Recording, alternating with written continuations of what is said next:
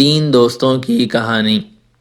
سنی، مانی اور شانی تینوں دوست ایک محلے میں رہتے تھے۔ اسکول کی چھٹیاں تھیں۔ کرمو دھوبی آج اپنے گدھے کو باندھنا بھول گیا تھا۔ گدھا اپنی گاڑی سمیت دونوں کے قریب ہی سے گزر رہا تھا۔ اچانک شانی کو ایک خیال سوجھا۔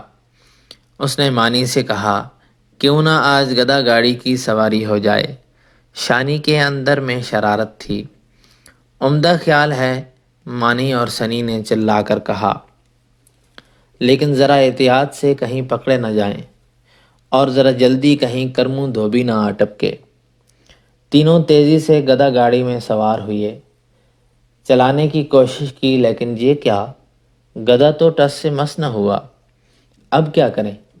سنی نے بے چارگی سے دونوں کی طرف دیکھا۔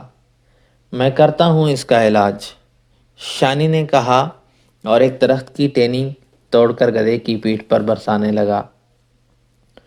گدھے نے گھبرا کر چلنا شروع کر دیا۔ یار مزہ نہیں آ رہا، ذرا تیز چلاؤ، سنی نے اکتا کر کہا۔ شانی نے اب گدھے کی اور زیادہ پٹائی کی تو گدھے نے اندھا دھند بھاگنا شروع کر دیا۔ گلی میں ایک صاحب سیڑھی پر چڑھے رنگ کرنے میں مصروف تھے۔ گدھا سیڑھی سے ٹکرایا تو وہ سیڑھی سمیت زمین بوس ہو گئے۔ رنگ انہی پر جا گرا۔ اب گدھا تو بدحواس ہو چکا تھا۔ گلی ختم ہوئی تو بازار شروع ہو گیا۔ وہیں گدھا پھلوں کی ریڑھی سے ٹکرایا۔